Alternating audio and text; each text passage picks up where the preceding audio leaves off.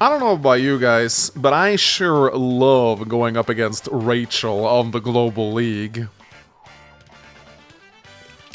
Said no one ever. Yeah, we all hate Rachel. Like, no one likes playing against Rachel. She is incredibly annoying to go up against. If you're picking Rachel in a Tier 3 match against your opponent, you are actively spiting them. You're laughing in their face. Yes, I pick Rachel. And Rachel mains know this. They know people hate playing against them, but they revel in that fact, because they know that they can just click the button, and everything will be alright. So here you are, playing a match of the Global League. Everything's going well. You're planning out your turn. You're like, oh man, I'm feeling really good about this game. Next turn's gonna be a great one. I'm really feeling it. And up comes this girl in her red clothes. Clicks on the button. And just like that, the game is lost. That's what it feels like to play against Rachel. However, just because Rachel is incredibly annoying to go up against doesn't mean that we can't enjoy ourselves a good Rachel match every now and then. And that's exactly what we're going to do in this replay commentary. So, this match is one that is played, or was played, by my good friend Degis on the Global League. And I picked this match to do a replay commentary off because I'm really struggling with this map. I don't know about you guys, but this map right here, Cross Country Rivalry, I think it's called, is really giving me a hard time on the fog ladder. I just don't know what it is about this map. I can't figure out how it works. It seems so simple, and yet it feels so complicated to play. Honestly, it might just be the fact that it's a 2-base map. I have never been good at playing 2-base maps. 2-base maps are tricky because your unit count is so much lower than in most other games. You can't really do infantry walls properly. Every unit is more valuable. Losing a unit is a much bigger deal when you only have 2 bases. This map is also tricky because it just has a lot of forests, doesn't have a lot of mountains, so you can't really scout that well with your infantry. Very reliant on recons to get the job done. You have these missiles right here on this airport, and you have to clear the missiles out before you can build air units, so air units won't come in until later on. The missiles also give you some vision over your opponents, so you can see their early build order, but usually, in my opinion, or in my experience, people tend to clear out these missiles very quickly. You got very exposed comm towers, you got this middle point right here, which is very open, very dangerous to move in here. And of course, tons of opportunities for artillery plays and other kinds of nasty shenanigans. These rivers, too, they'll slow down your reinforcements. You have to move every single vehicle that you build through these forest tiles, which means this is just a little bit harder to reinforce than you might expect.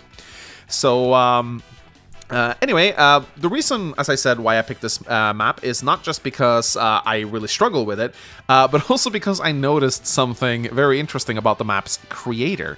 I took a look at it. I was like, huh, this guy, there's something familiar about this game, this guy, like, the Gamer ASD, he's the creator of this map right here. And I'm like, wait a minute, isn't this the guy who kept trolling me during my live streams? You guys remember the Sigma Colon guy who kept, like, stockpiling huge amounts of money against me and didn't use any of it? And then he, like, just sat on 300k and he still won the match. Yeah, that guy. You remember that? This guy? The guy who kept, like, figuring out all my passwords. It was infuriating. Like, apparently, this guy's, like, part of the map committee now. Who would have thunk? So, yeah. No wonder the map is so annoying to play. So, yeah, when I saw Degis playing this map, I was like, okay, we really got to do a replay analysis of this. It's Degis picking Rachel, which is something that he doesn't do a lot. He hates Rachel. He is very vocal about not liking her at all, and yet he picked her for this map. Now, why did he pick her for this map? Well, because Rachel is really good on this map. Rachel loves 2-base maps. Absolutely loves 2-base maps. Why is that, you may ask? Well, Rachel doesn't like a lot of enemy infantry. Her missiles work in a very specific way. Once you kind of figure out how her missiles work, they're kind of easy to predict. First missile will hit infantry. The second missile will try to do value damage. The third missile will try to remove as much HP as it can on the map. It doesn't care about cost. It can deal damage to her own units, so you have to be careful and pull your own units out of harm's way before activating it, lest you want it to do friendly fire. If it hits your own units, the equation will just remove your units from the costs to calculate the real value. So if it sees a valuable target on the map to hit, but it will do some friendly fire damage, but it's still the most valuable target on the map, it will still hit there. So you have to be careful. A good Rachel player tries to take as little damage as possible from their own missiles. She does have other kits in her arsenal. I feel like everyone just talks about her missiles, but I do actually think that good Rachel players utilize her entire toolkit really well. In particular, her day-to-day is very often slept on. The fact that she gets 1 extra HP back from repairs, it does cost her more, but it does allow her to repair her units much faster. And on a 2-base map like this, it is extremely important to pull your units back for repair because every unit is so valuable. So the fact that she repairs her units quicker, it allows her wounded units to suddenly rejoin the battle a little bit sooner than your opponent might expect. Also, her normal power, Lucky Lass, a lot of people never activates this, and it makes sense because her superpower is so strong, but don't sleep on Lucky Lass. It's actually really good.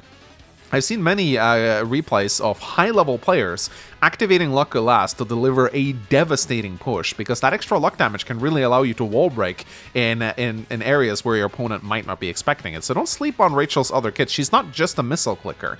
I know that's what she's most known for, but she has other quirks to her as well. Now, Deegis, as Rachel, is going up against Drake here, and is a bit of a weird picking Drake for this map. I do like Drake a lot in Tier 3, I think he's very strong.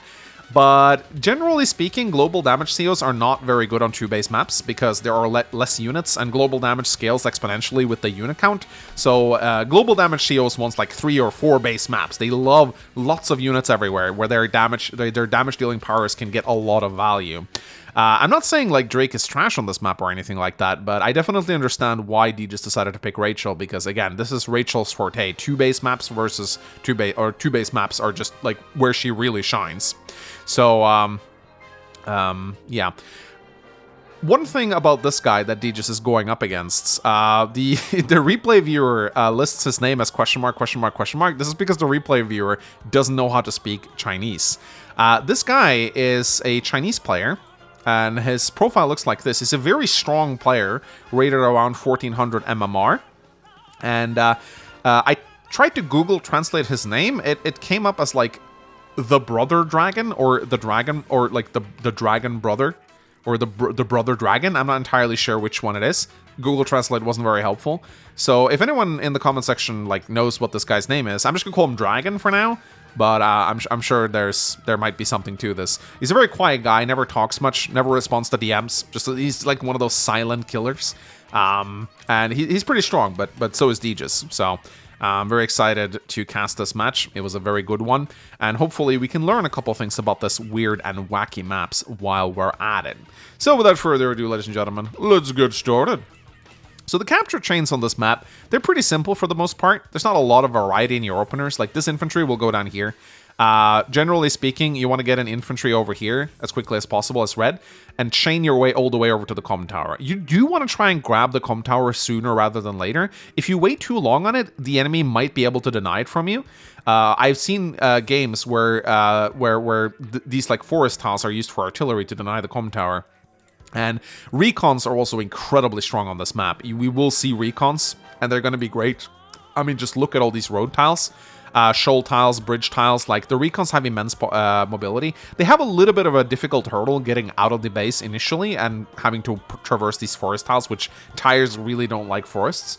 But once they are in the middle here, they are fantastic. And because there's not a lot of mountains to scout on this map, you do need recons to scout out your opponent. This map, at least once the missiles fall, and I don't know if I mentioned this, but yeah, there are missiles on the airports which needs to be taken down before the airports can be used. And the missiles give you a little bit of vision, but once they fall, and they do tend to fall very quickly, you do need those recons to step in and do the scouting for you. And I think this is one of the reasons why I suck so much on this map, is that I don't build enough recons. Generally speaking, I don't build a lot of recons, not even in Fog. I'm a tank spammer. You know, I like the Tordred meta. But Deegis is an avid recon fanatic, and I think that's one of the reasons why he tends to perform well on this map, because this is a recon map. Now, Dragon, Deegis' opponent, definitely sensing that as well and getting out a recon immediately. Player 2 is able to get a recon a little bit before Player 1 here on this map. Sorry, Player 1 is able to get a little bit of... sorry, green is Player 1, red is Player 2 here. Is able to get a recon out a little bit before. Deegis still has to build infantry. unless he wants to base skip, which you of course never base skip on a 2-base map. That is like a death sentence, an absolute death sentence. Never do this. So Dragon here moves out with his first recon. You can see once it gets out of the forests, it gets onto those roads, and it will be very, very viable. So day 4 rolls in.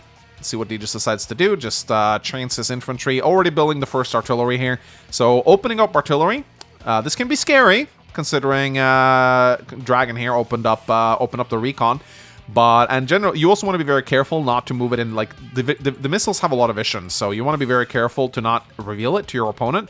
But there are so many good locations for artillery placements right here. These forest tiles are all placed very strategically, and baiting your opponent into your artillery is very viable on this map. And this is one thing, Deegis, this is one thing that he does really well. And I'm not sure if this is something like I watch most of his replay commentaries. I'm not sure if this is something that he points out with his play, but Deegis is a master baiter. What I mean by that is he's really good at baiting, okay? He is a master at baiting. He's very good. He's very good. He's very good at luring you into traps. When I play against Deegis, he always manages to lure my units into like artillery traps. And he's just really good at doing that. And again, this is something you can do on this map. It's actually very effective. But we'll see if Mr. Dragon here decides to actually fall for Deegis' traps or not. Moves his recon into the center. You can see, just look at the mobility of this thing. It is absolutely beautiful. It's going to get so much intel, and he too opens up a artillery. So both players going artillery very early on here. So we're going to see ourselves a bit of an artillery match right here. Deegis moves out. Interesting choice. Actually sends his artillery on the left side here instead of going through the forests. He's definitely moving it up here to kill the missiles. Now, I said you didn't want to get your artillery revealed, at least not unless you intend to use it to kill the missile, that is. Obviously, Deegis intends to actually kill the missile off, so he doesn't care about revealing it. He will reveal it. Will that recon spot the infantry? Nope, it will not. But yeah, Deegis training his way all over there. There we go. He gets out his first recon as well. Neither player, we're in day 6 and neither player has built a tank yet. Let that sink in. That's pretty rare in the fog. And he doesn't see the infantry, but he still moves in with his recon. This sits pretty comfortably on the city here. Even if Deegis somehow opened up an early game tank, this recon won't take that much damage from it on the city. So I'd say this is a pretty safe move. Mr. Dragon here also moves his artillery down to take down the missiles on the airport. And another recon! Ladies and gentlemen, 2 recons! Damn! Gonna see a lot of recons on this map. So if you love recons, you clicked on the right replay. Deegis continues to cap, doesn't care about that recon, he just goes past it. And this is pretty smart because, you know, there's nothing here that can spot this forest tile. So this infantry, 100% safe against this recon. Now this recon can still harass some caps, but Deegis does have his recon to ward it away, although we do know what Deegis thinks about recon on recon violence. He's very adamantly against it. Out comes the tank to help chase this recon away. And looks like, yeah, no, he does not see, no, okay. So the recon cannot reach this artillery. Deegis does need a little bit of vision though, but he'll get it on this mountain, so he'll be able to shoot that missile down in 2 turns, which is really nice. Day 7 rolls in. Both players doing really well on the capture. They're doing pretty similar openers right now, except that Mr. Dragon is a little bit more aggressive with his recons. But so far, both players are playing pretty similarly. Dragon here to open up a tank, moves his recon back to scout the infantry out, and he wants to be careful not to lose it. Deegis finally starts shooting on the missile. He'll be able to take that down in one more turn, and then he can start capping the airport. Once the airports are captured, Drake does also fall behind a little bit more, as his battlecopters just aren't that great. They're not terrible. I mean, minus 20% is a significant penalty. Once you cap that comm tower, it's going to be minus 10%. But if you're doing a lot of battlecopter on battlecopter engagements, then yeah, Drake is going to start to fall behind a little bit. He can still build battlecopters. They can still get the job done, but if Deegis forces a lot of battlecopters, then yeah, Drake is definitely going to be a little bit behind on that front, because battlecopters, at least when they go up against each other, they do feel that firepower penalty a little bit more than usual. All right, interesting. Deegis takes a shot with his infantry, brings the missile down, and builds another tank. Day 8 rolls in. Dragon starts capturing these properties around his comm tower right now. So you can see already, these comm towers, they can be pretty contested early on. You know, Deegis is going to grab this one. Dragon's going to take this one, but Deegis is in position to interrupt him. He has a recon here too, and Dragon's tank is all the way over on the right side of the map. So what is he really going to do? Like, this recon right here, if it goes north, it can have a heyday cleaning up these infantry in this region. Like, generally speaking, when I play this map, I find that the battles taking place here and here, they're always really difficult. You really have to know what's coming. And your opponent does have these HQs, which they can plonk tanks down on, which makes them really hard to dislodge. So Dragon sends his tank down, and he starts capping his comm tower. Now the question is Deegis going to try to be cheeky and interrupt the comm tower? Dragon pulls his recon back, and builds another tank and another recon. 3 recons, ladies and gentlemen. I mean, this map is recon heaven. My goodness, so many recons. You can tell this guy really, really likes his scouting. All right, Deegis' turn rolls in. He finishes off the missile, starts capping the airport. Grabs the... Yeah, there we go. Yeah, recon coming in. Gets a little bit of a shot off. Interrupts that comm tower.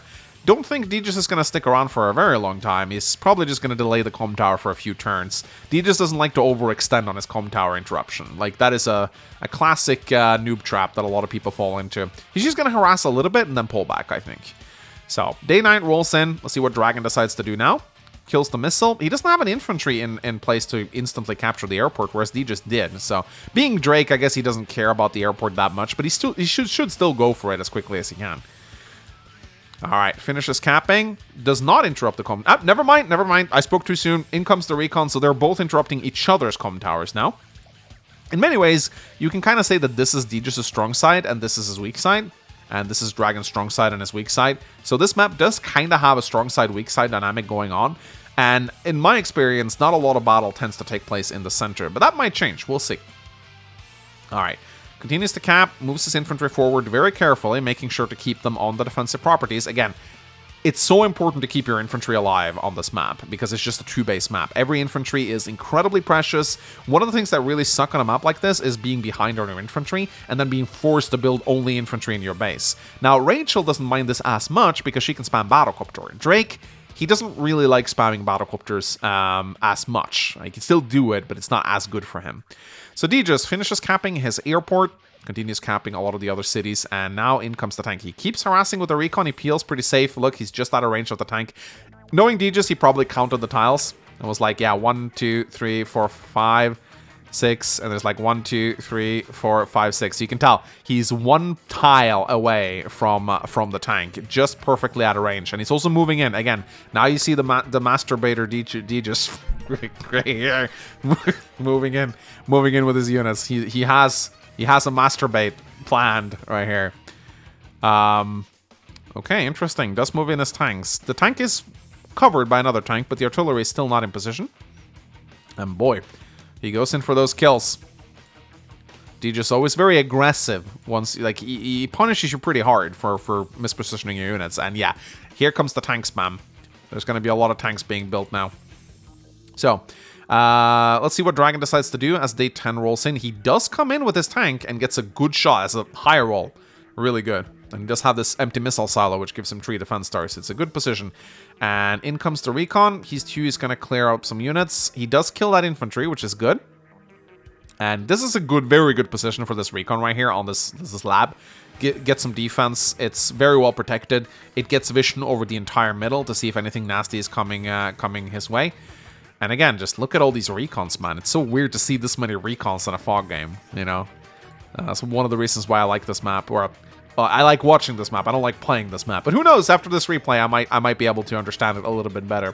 But yeah, both players just building a lot of tanks right now. We're going to see a lot of tank slugfesting taking place. Yeah. Immediately, Battlecopter. This is one of Deegis' advantages from going this airport so early, is that now he has the ability to reinforce with Battlecopters, and they reinforce instantly. You know, the same turn he builds the Battlecopter, 1 turn later he gets them right into the action. So Dragon here needs to build anti-air, and he does not have the same luxury against Deegis on this side right here. He doesn't have the ability to instantly build Battlecopters yet. So Deegis is, I have a feeling he's going to push back really hard on this side right here. In comes the tanks. Deejus forcing the battle on his strong side, now capping the property as well. And unless Dragon plays very well, I don't think he's going to be able to interrupt it. Even goes for the comm tower. Pulls his tank back. Keep in mind, Rachel tanks, they repair 3, so this is going to be up to 7 HP next turn. That is a big deal. That helps a lot in engagements such as this. And here we go, the Masturbator Deejus right here. Look at this beautiful artillery placement right here. Like, is this not the most beautiful artillery you've ever seen? Like, it covers everything. It absolutely covers everything. And is guarded by a bunch of good units, shielding it. He might lose these 2 units if he's not careful, but I guess he's feeling pretty secure due to all the tanks here, so. But he's still moving 1 tank over on his weak side to help ward away. He can't just concede this entire area to Dragon here.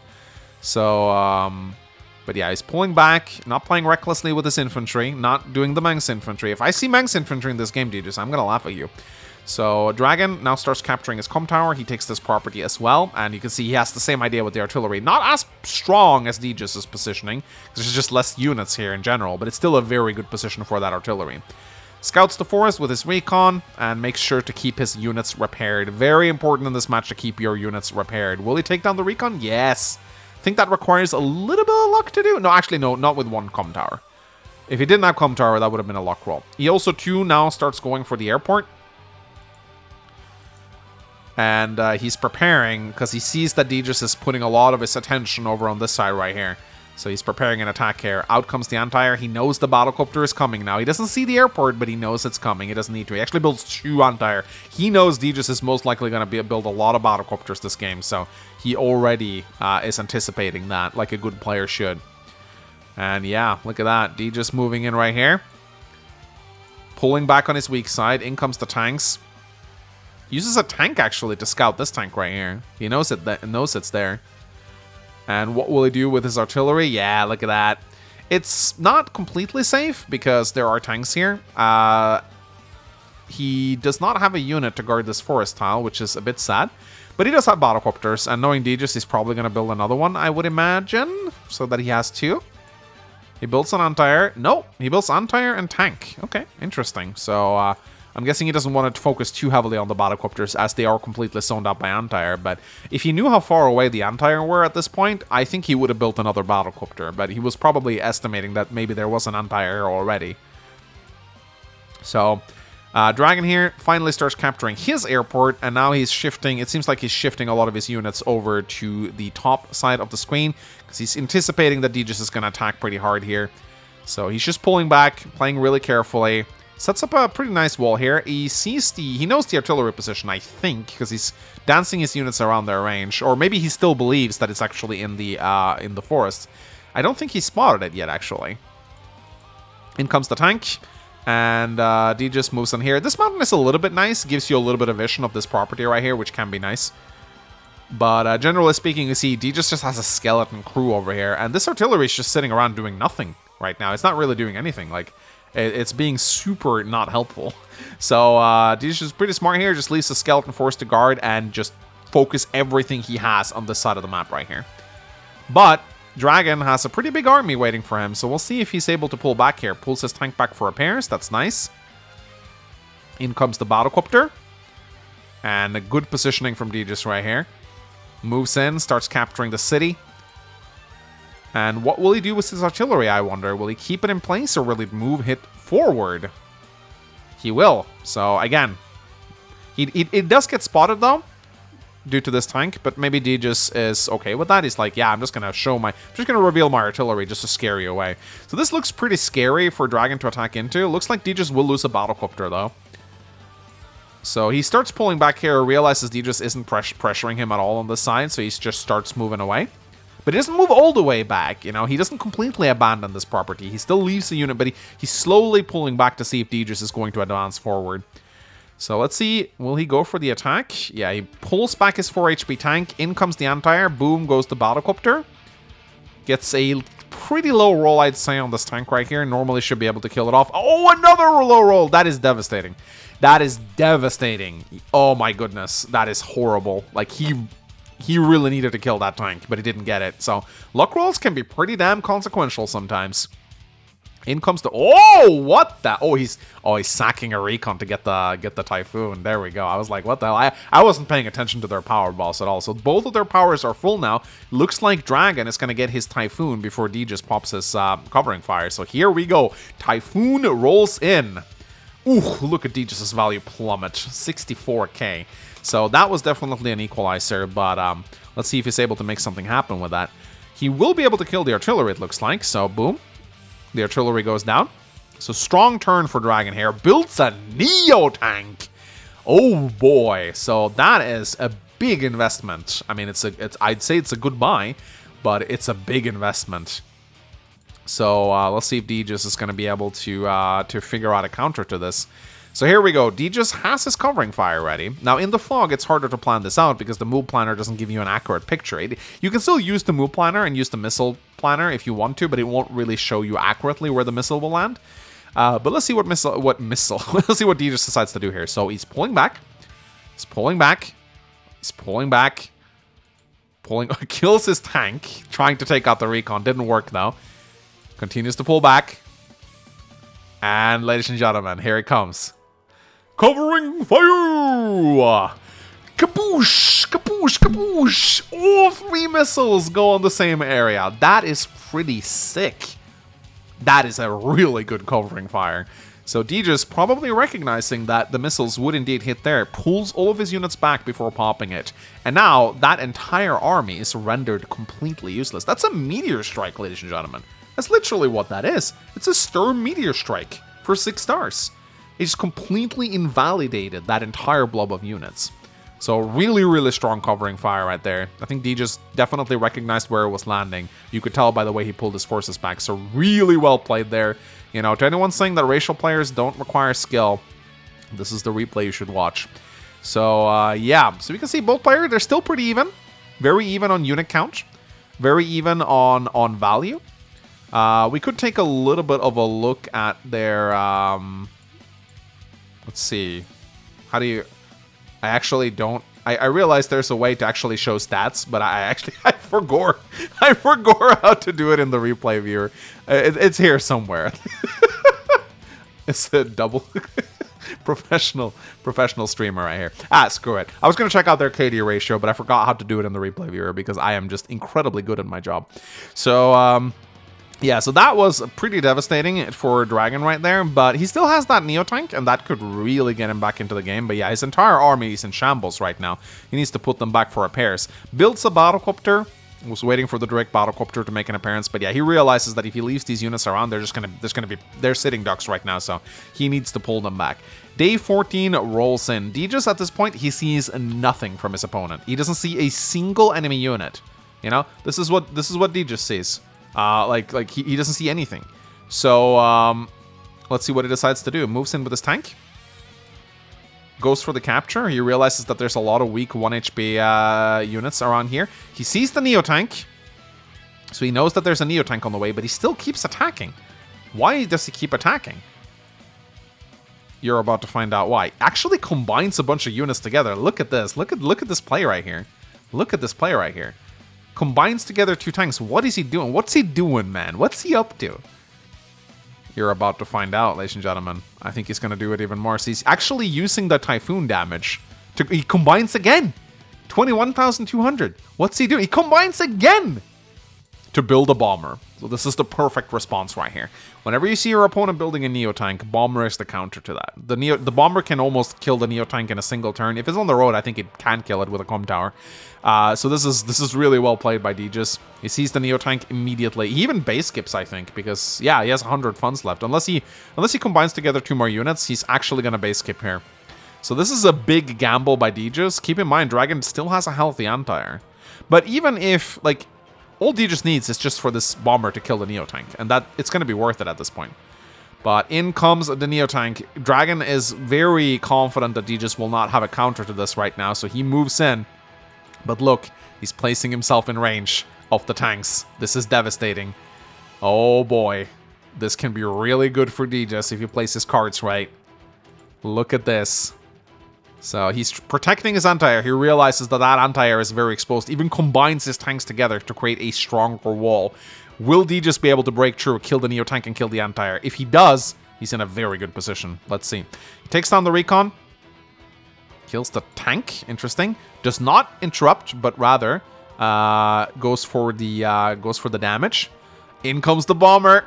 Oh, reduces it to 1 health. Kills it off, and there we go. The tank comes in, reduces the anti-air to 3 HP. Masterfully played by Deegis right here. What a great turn. Now, I mean, Dragon does have another anti-air on the way, but man, it is so hard to counter bombers with anti-air. They just get picked off so easily. The bomber can just outmaneuver them. So it's really, really tricky. So yeah, Deegis is definitely ahead now. 93,000 unit value to Dragon's 65,000. But don't count global damage out just yet. It's incredibly annoying to go up against. Gets a little bit of a shot against the Battlecopter. Not a bad move in my opinion, but he's going for it. And he's just ignoring the bomber and going for it. I think he's going to get pretty shellacked. Now he's actually advancing in the south, hoping to gain some ground down here. Recognizing that Deegis is putting all of his eggs in one basket, so he's just trying to spread himself out a little bit. But he is pushing forward. He's not conceding ground. He doesn't want to let Deegis capture his properties. He definitely doesn't want to let that happen. Typhoon and Covering Fire are coming in again. They're going to be here very momentarily. Okay, I thought Deegis was going to kill the 1 HP recon with the bomber. I was like, okay, that's weird, but oh my god, is he going to get another anti-air? Yes, he is. Look at this man's... Oh my goodness. That hurts. That hurts. That hurts so bad. This bomber right here, he can still take a little bit of damage, but knowing Deegis, he's probably going to try and finish them off. Maybe? We'll see. He definitely finishes... Oh, no, he actually doesn't care about that anti-air. No, never mind. He attacks it with his other infantry. So yeah, this bomber right here, the perfect choice. The perfect counter unit. And Dragon is in a heap of trouble right now. Maybe his Typhoon can get him back into this game. So if he pops his Typhoon first, which he does, and Deegis' value goes from 94k all the way down to 73, and now that bomber is a little bit more exposed. That 4 HP anti-air suddenly seeming a little bit more scary this time around. Goes for the tank, and in comes the anti-air. Boom! Okay, that actually dealt a lot less than I thought it would. That's okay. All right. 4 HP anti-air against 8 HP bomber, and it does only 3 HP of damage. Wow, really? Huh. Must have been a low roll. I expected it to do at least 4, but yeah, I guess this guy's just been a little unlucky this entire match. But oh my goodness, he is sacking a lot of his units to push back Deegis' aggression here, but we all know what's coming, and it's not going to be pretty for Mr. Dragon over here. I mean, he has a good push going on down here. I like this push with the artillery and the recon. Like, he will definitely nab himself a couple of properties here if Deegis isn't careful. But you do know how the missiles work, right? Yeah. They're going to come in at the perfect time. Look at that. Day 17 rolls in. Deegis has his missiles. He pops it immediately. First missile, boom! Second, third, boom, boom, boom! Literally perfect missiles. Could not have landed at better targets right here. Takes out this entire blob of units and interrupts the camps, rendering this attack much less scary. And he even is able to go in and deal some damage to infantry. Keep this in mind, guys. If someone is pushing on your weak side with a lot of infantry, there is no shame in sacking a bunch of your units to try and kill as many infantry as possible. If you kill the opponent's infantry, then their attack becomes meaningless, because even if they beat you back and they don't have infantry to seize the properties in the area, then the attack won't do anything. So you see what Deegis is doing here. He's sending his infantry in, trying to deal as much damage to the enemy infantry as he can to reduce their capture rate. And also he's building tanks to push this attack back here, because there's not a single tank leading this attack. So the moment tanks come into play from Deegis here, he's just going to crush this attack. Meanwhile, this front is crumbling completely. Yes, it may still be raining, but Deegis doesn't care. Look at him. He's just pushing forward. This is going to be a very hard attack for Dragon to repel. I mean, Deegis is literally almost at his base at this point. He needs to be careful not to overextend. So, Dragon continues his attack in the south. Moves in. He's probably not going to get a single building, I would think. Because, no, Deegis might not be able to interrupt that. We'll see. But he only has 17k in the bank. Maybe this is the time to build a medium tank, or is he going to build more anti-air? Let's see. Yeah, this is a rough... Yeah, oh my... Wait, what? Oh, I was looking at his income. I do this a lot with a replay viewer. I looked at his income and not his available funds. He has 23,000 in the bank, ladies and gentlemen, not 17k. Builds another Neo tank while there's still tons of battlecopters and bombers on the field. I don't know about this one. That seems like a bit of a gambit to me. Djus now has a significant income advantage, 20k to 16k. So he's doing pretty well here. He can completely concede this front, but Djus ain't willing to let that go either. Oh my god, he just rams his tank in. He just doesn't want to let him get the city. He probably knows there's artillery here. He just doesn't care because he has more tanks. So boom, that attack completely gets shut down. Another tank gets brought in as well. And look at this. This is the beauty of bombers, ladies and gentlemen. This bomber right here. What's he gonna do? Nothing. It's great. So yeah, this front, it's collapsing. It's not looking pretty. Oh, he actually gets trapped. This is interesting, I guess. Wow, that's not often you see D just get himself trapped. There you go. Bonk. Runs into the infantry. I don't know why he did that. That seems like a bit of a misplay there, but I think at this point, D just is feeling pretty confident. 90k to 47k. Yeah, at this point, the game is probably lost, but it looks like Dragon's still going to try to fight back a little bit. He does have a decent counter push here. He sends his artillery back, which is nice. Builds a recon and a battlecopter, but at this point he is so far behind. Still though, it's not like the game is like auto one for Djus. This Neo tank is still pretty damn scary. Looks like Djus is pulling back actually against this attack. Yeah, he doesn't want to overextend. He doesn't want to overcommit, but there's a scary attack he's got going on down here right now. And this anti-air is going to get repaired up to 9 HP next turn. It's going to be fully functional against that battlecopter. And he still has that very annoying 5 HP bomber. It may not be as scary as a full HP one, but it can still deal significant damage. Did he just put it in range of the anti-air? I guess he did. Ooh. Is he going to punish that? Yes, he is. Boom. Still worth it. 11k. You know, that's a decent pickup. Wow, Dragon's actually attacking Djus right now. That's a bit ballsy. I mean, he's behind. I mean, I guess, yeah, he's behind and he decides to push forward. I mean, Gotta give him some credit. I mean, the guy's got balls for sure. Big dragon balls. But yeah, D just ain't having none of that. He's coming in with all of his forces now. He's shutting down this attack pretty hard. I'd say going forward here was a big mistake. But maybe he just felt like it was time for one final attack, you know. D just really wants he can pop like Rachel normal power here just to BM because he builds another bomber. Because of course he does. And yeah, this game, it's definitely lost at this point. I don't see any way Dragon's going to get back in this. Djus is just too strong in the center here. That Neo tank is going to get picked off. And he resigns, ladies and gentlemen. Whew. Yeah, no, that's a game. That's a game. That was a good game, in my opinion. Yeah. So I hope you guys enjoyed that game as well. I definitely picked up a few pointers on how to play this map. It feels a little less intimidating to me right now. So, it's always fun to see Rachel games. You know, I hate Rachel. I hate playing against her, but I love watching others play her. Like, her matches tend to be entertaining because her missiles, you never know what they're going to do, you know? They always come in to spice things up. And double, like, Rachel on Rachel fights, they're even more entertaining. You know, like, just missiles flying everywhere. You know, it's crazy. But this was masterfully played by Djus. He is incredibly strong and very good Fog player, and I always learn a lot from watching him play. So, this was a good match. I really enjoyed casting it. Let me know what you guys thought about it in the comment section below. And I shall see you guys next time. Bye-bye.